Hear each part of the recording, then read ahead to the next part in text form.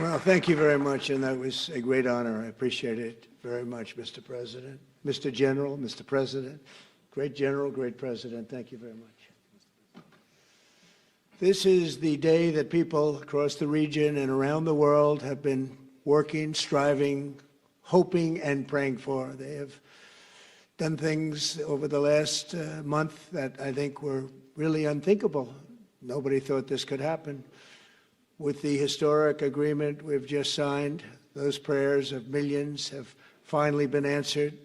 As you know, the hostages have been returned, and further work goes on having to do with the, sadly to say, bodies.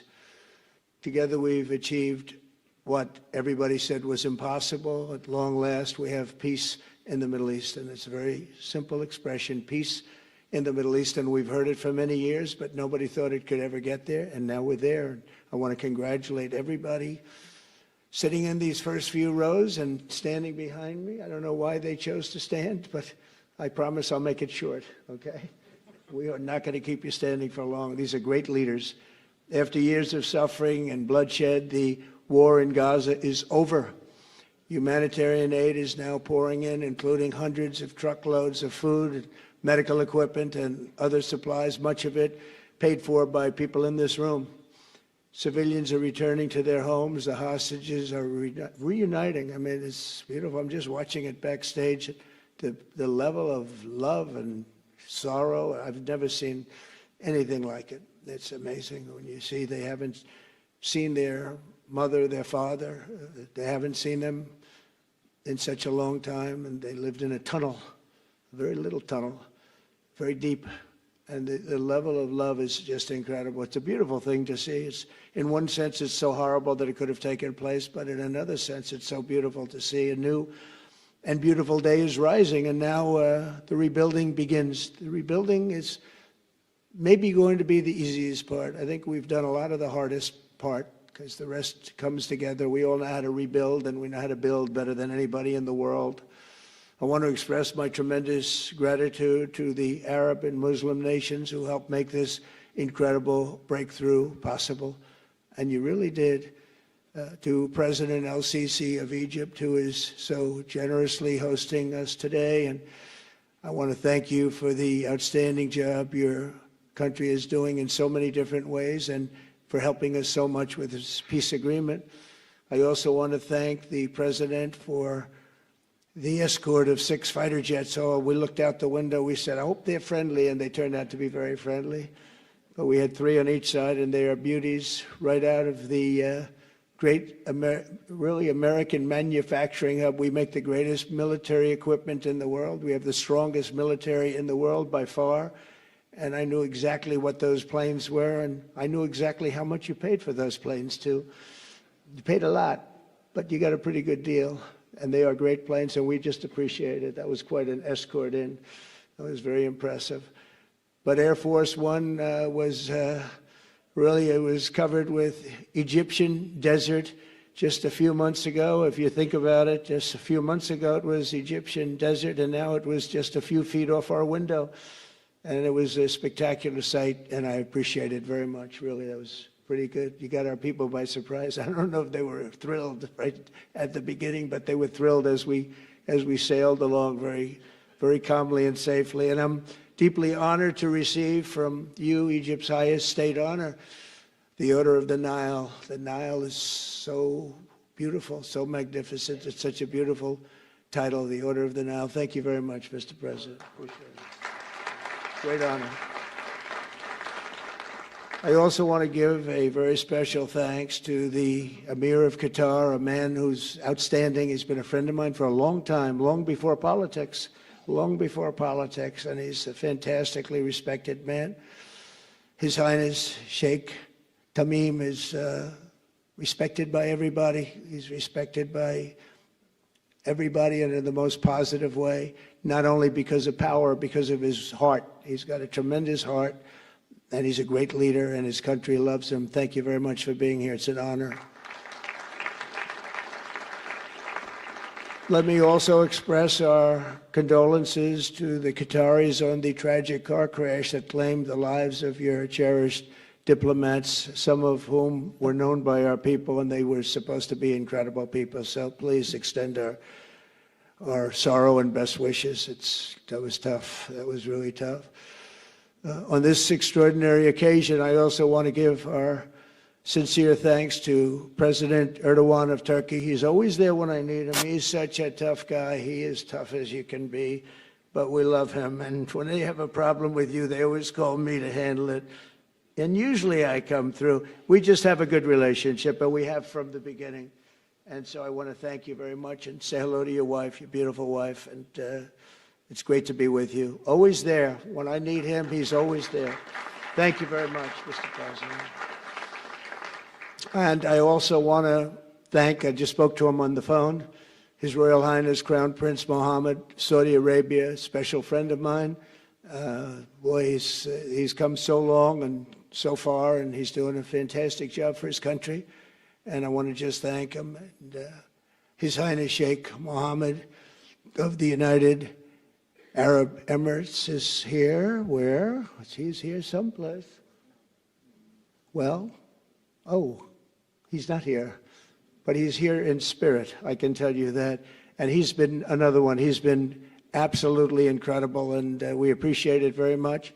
And His Majesty King Abdullah of Jordan, and thank you very much, King Abdul of Jordan. He's here. Thank you. Thank you. Thank you very much. And you really have been a great helper. We appreciate it. Appreciate it. Prime Minister Sharif of Pakistan, and also I have to say my favorite Field Marshal from Pakistan, who's not here, but the Prime Minister is here, and you're going to give his regards. Where are you? There you go. Thank you very much. Do you want to say what you said to me the other day? Come, would you like to say what you said the other day? I think it was so nice. Please. Thank you very much, my dear President Trump, my dear brother President al-Sisi of Egypt, Majesties, Highnesses, Excellencies, ladies and gentlemen, Assalamu alaikum, and a very good evening. Well, I would say today is one of the greatest days in contemporary history, because peace has been achieved after untiring efforts led by President Trump, who is genuinely a man of peace, who has relentlessly and untiringly worked throughout these months, day in and day out, to make this world a place to live with peace and prosperity. I would say that Pakistan had nominated President Donald Trump for Nobel Peace Prize for his outstanding, extraordinary contributions to first stop war between India and Pakistan, and then achieve ceasefire along with his very wonderful team. And today, again, I would like to nominate this great president for Nobel Peace Prize, because I genuinely feel that he is the most genuine and most wonderful candidate for Peace Prize, because he has brought not only peace in South Asia, saved millions of people, their lives. And today, here in Sharm El-Sheikh, achieving peace in Gaza is saving millions of lives in the Middle East. Mr. President, I would like to salute you for your exemplary leadership, visionary leadership And I think that you're the man this world needed most at this point in time. World would always remember you as a man who did everything, went out of the way to stop 7 and today 8 wars. I would like to thank my very dear brother, Sheikh Tamim. He's Akh al-Shaqiq, who has really worked very hard along with others to achieve peace in this region.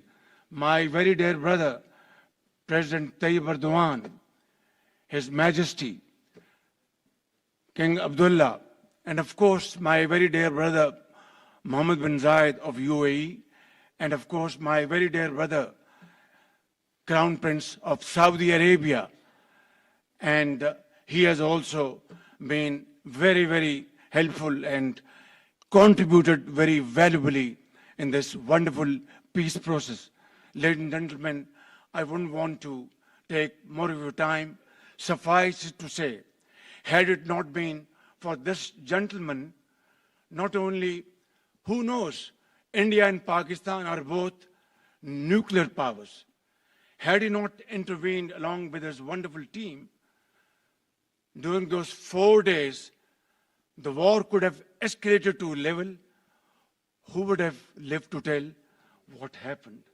And similarly, here in this part of the world, in the Middle East, Mr. President, your valuable contribution along with President Sisi, I think history will remember in golden words. I wouldn't say more, except God bless you, God give you long life to serve like this for all time to come. Thank you very much.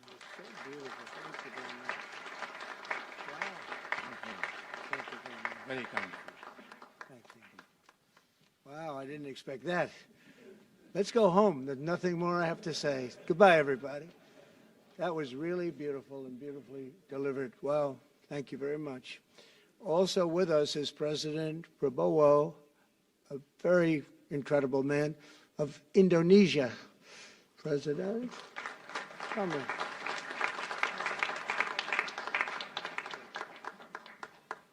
Great job.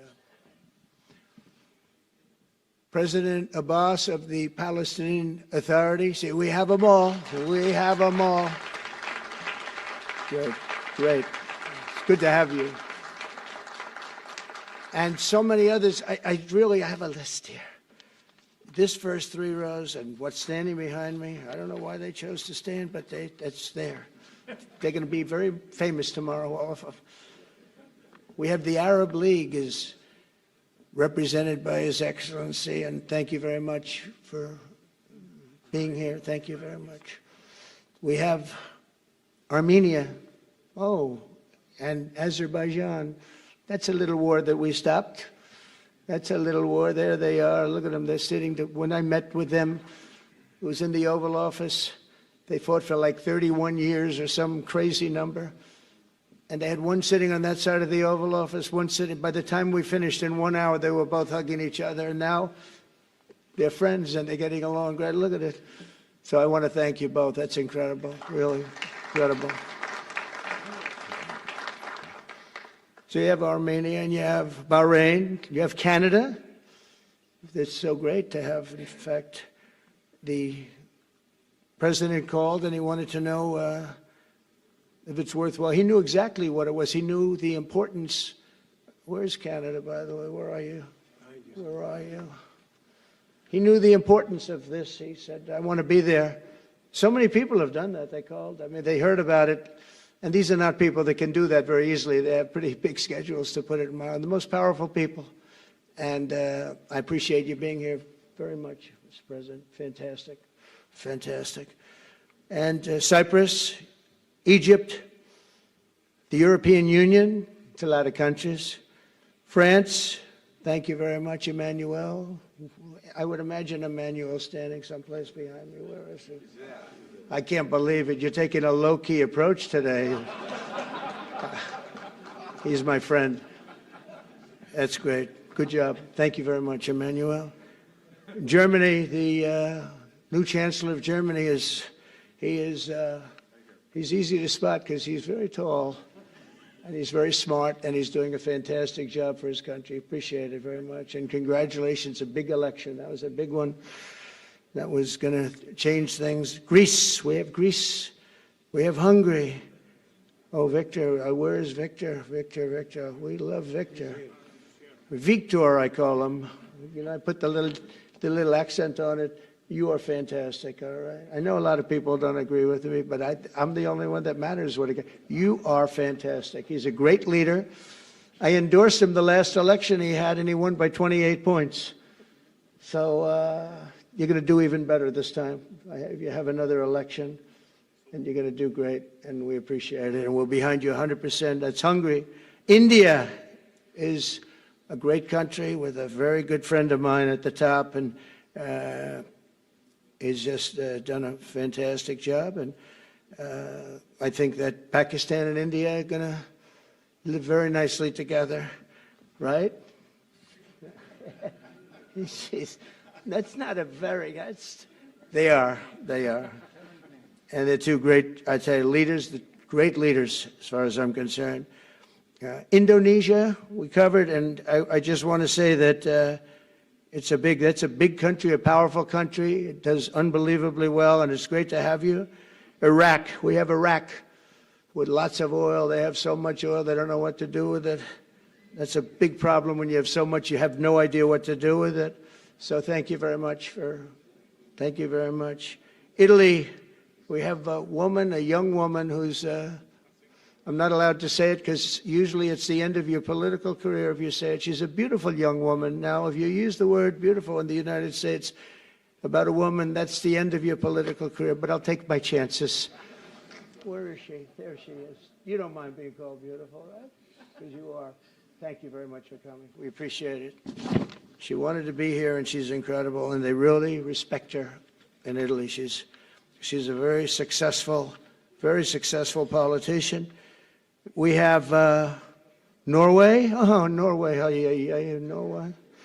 What happened, Norway? What happened? Where's Norway? Where is he? We have Johnny. We're going to the World Cup. I can tell you that. Where's Norway? I don't think he wants to stand. Oh, he's back there. Well, we have Norway. Oman. Again, we have Paraguay. We have really fantastic representative from Saudi Arabia. Thank you very much. I'll tell you what, and this time we'll get you the best seat. He always gets the best seat. He deserves the best seat. But what a great place it is. Spain. Where's Spain? Are you guys working on him with respect to the GDP? We'll get close. But fantastic job you're doing. And UAE, which is great. United Kingdom. Where's United Kingdom? Where's our friend? Come here. Is everything going good? Very good. That's very nice of you here. These people all came in like 20-minute notice. And I think it's fantastic. And we have so many others, and just so many others. And it's such a compliment to what we're doing, because what we've done is something very unique and very special. So it's perhaps the wealthiest and most powerful group of nations ever assembled at one time, which is a big thing. We have achieved together in recent days a change that really is historic, and it's going to be remembered forever. And I want to thank the American team for their amazing work, and I want to I think he'll go down as the greatest Secretary of State in the history of our country. I really believe that, Marco, or I wouldn't say it. Marco Rubio, I wouldn't say it. Maybe I would. You're doing a great job. I'll tell you, he's on course to do it. We've done a lot of work in 9 months. We've done a lot of work. I say that, 1 year ago, a little more, but 1 year ago, America, the United States of America was was a dead country. The king told me, and I use that, he said, sir, 1 year ago it was a dead country. Today you have the hottest country anywhere in the world, and it is. It's the hottest country. So many investors are here. We have over $17 trillion being invested in the United States, which is a record that nobody has ever beaten. I don't think anybody will. And we still have 4 months to go before it's a year. So in 8 months, we have over 17 trillion. We're actually very close to $18 trillion. There's never been, as an example, the previous administration had less than $1 trillion over 4 years. We have, we're close to breaking $18 trillion in 8 months. That's pretty amazing. No country's ever done that. I want to also thank Special Envoy Steve Witkoff and my son-in-law and a great guy, Jared Kushner. And I even have my daughter here, Ivanka. Ivanka, please stand up. Ivanka's here. Wow. Thank you. Thank you, Ivanka. We have a great team, and we have, as you know, General Raisin Kane. We have John Radcliffe. We have Tom Barrack. We have really a lot of good talent. We have Pete Hegseth, who's now Department of War as opposed to Department of Defense. We made a little change. Somehow I like the name better, so do you, so do a lot of people. But the momentous breakthrough that we're here to celebrate tonight is more than the end of the war in Gaza. It's with God's help. It'll be the new beginning for an entire beautiful Middle East. From this moment forward, we can build a region that's strong and stable and prosperous and united in rejecting the path of terror once and for all. We want to get rid of the terror and get on to other things. There are many other things in life that are so good. The final sprint to this deal began less than 3 weeks ago on the sidelines of the United Nations in New York. I met with many of the people in this room, and it all just started coming together. I've known so many of you for so long. You're friends of mine. You're great people. I have a couple I don't like in particular, but I won't tell you who. I have actually a few of them I don't like at all. But you'll never find out who they are. Well, maybe you will, come to think of it. But I have most of you who I like a lot, and I respect a lot. Maybe that's more important. We listened, and we exchanged ideas, and we kept pushing forward until the job was done. And the first steps to peace are always the hardest. And today we've taken them, and we've put them all together, and we've come up with this beautiful mix like nobody thought was possible. And as you know, I've just come from Israel. It was an amazing day to watch the hostages come in and to watch all of the other things and do all of the other things that we did. And like all of us here this evening, the Israeli people are overjoyed that the war has ended. Many of you have had dancing in the streets. They had dancing in the streets. And they've been dancing for weeks now once they heard about this and they heard that it was even a possibility. They're elated at the arrival of the hostages and excited to begin this new chapter for the entire region, and it's going to be that, and they are going to be great partners, and I hope everybody's going to join the Abraham Accord. I like to say the Avraham. I love Avraham, but somehow it doesn't sound as good when I say it as it does when some of my other friends say it who are from the region. But we're going to get a lot of people joining the Abraham Accords. We have the 4 great nations that did it early on, and they stayed with it. And then you had the Biden administration, which is the worst administration in the history of our country. And obviously, they did nothing on that and anything else. And so it stayed at 4. And now a lot of people, even today, they're talking about all joining up. So many people have talked to me about that. And it's going to be a great tribute to really the United States. I mean, the United States has worked very hard in the Middle East, so it would be a tribute to us and to Jared and to Steve and to all of the people, Marco, all of the people that have worked so hard on that. And it really is going to bring, it's going to guarantee that it all stays together. You're going to do well, because the 4 nations do very well. I mean, they do extremely, they're wealthy, but they're a lot wealthier because of it. So I hope everybody's now joining up. Now we have no excuses. We don't have a Gaza, and we don't have an Iran as an excuse. That was a good excuse, but we don't have that anymore. All the momentum now is toward a great, glorious, and lasting peace. And our commitment to fulfilling the 20-point plan we developed together will be the crucial foundation for achieving that bright future. And it's being worked on right now as we speak. And we're actually in stage 3 and 4. It's not going to be, just divided down so simply. We can be long advanced on some of the things that we say we're going to do.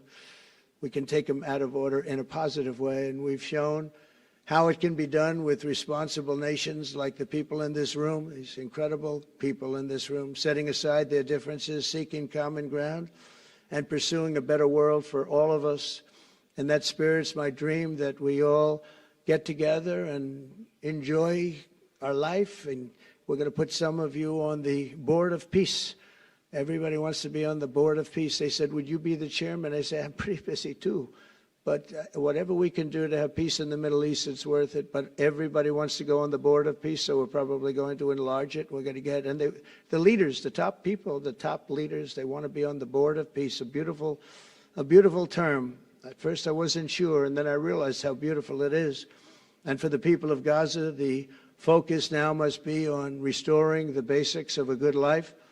We're going to have a lot of money coming into Gaza and a lot of rebuilding and building. It's not so much rebuilding, it's really building, cleaning up and building. And I'm pleased to announce that numerous countries of great wealth and power and dignity have come forward to me just today and over the last week to say they want to help in the reconstruction of Gaza, putting up whatever money is necessary. And the money is, of course, it's a lot of money, but it's not much compared to the value or the wealth of these tremendous countries, and they are ensuring stability and success in the Middle East. So when you think about it, it's a very, very small amount of money is necessary, relatively speaking. And as those commitments are made, I'm going to let the world know who is doing it, because they really deserve great credit for doing it, and they're going to do something that's really monumental. This is a monumental day. This is a monumental moment in the history of the world beyond the Middle East. We've all agreed that supporting Gaza must be done to lift up the people themselves, but we don't want to fund anything having to do with the bloodshed, hatred, or terror, as has happened in the past. And for the same reason, we're also agreed that Gaza's reconstruction requires that it be demilitarized and that a new, honest civilian police force must be allowed to create a safe condition for the people in Gaza. As I said earlier, I intend to be a partner in securing a better future. We're going to be working, you're going to be working with the United States, and we're going to make sure that the Middle East is going to be a safe and secure place. It's a very important place in the world, means so much. There were so many people who said the Middle East, and this has been going for many, many decades. I've read it many times, that World War III will begin in the Middle East. It's not going to happen. That's not going to happen. There was a time that you would have thought it could have, but it's not going to happen. There won't be World War III, hopefully at all, but it's not going to start in the Middle East. We're not going to have a World War III if we're smart. There'll never be a World War III. Our work begins right here and right now. From ancient times, this region has been extraordinarily mixed with respect to people, culture, religions, all of the different elements of national characters, unlike maybe anywhere else on earth. And for 3,000 years, there's been conflict. For whatever reason, there's been tremendous conflict, always conflict. But today, for the first time anyone can remember, we have a once-in-a-lifetime chance to put the old feuds and bitter hatreds behind us. And that's why so many people in this room, they didn't get along. Some did, some didn't, but they're getting along now. This has brought the people together. This is the first time the Middle East crisis has brought people together as opposed to driving them apart. And to declare that our future will not be ruled by the fights of the generations past, which is foolish. So together, let us continue in the spirit of cooperation and goodwill that has finally brought us to this incredible, historic breakthrough. If we do together, we will reach the Middle East's incredible destiny, a safe and prosperous and beautiful crossroads of culture and commerce, faith in humanity and geographic center. This will be the geographic center of the world. So I just want to thank everybody for being here. I want to thank you all for what you've done and for this quick notice. It all came together just at one little period. It just came together. It's the greatest deals happen that way. If you do anything about deals, that's all I've done all my life is deals. The greatest deals just sort of happen. And that's what happened right here. And maybe this is going to be the greatest deal of them all, not just nation building, not just having to do with this or the political whims. This will be maybe the greatest deal of them all, period. And I want to thank all of you and all of these great nations and this region for what it's gone through and all of the fights it's had, or life over death and hope over strife and harmony over hatred. That's what we want. We want it to be that way because together we're going to forge a magnificent, great, and enduring peace. I want to just end by saying God bless you all. God bless the Middle East. God bless your countries, and God bless you. Thank you very much, everybody. Thank you. Thank you very much. Thank you.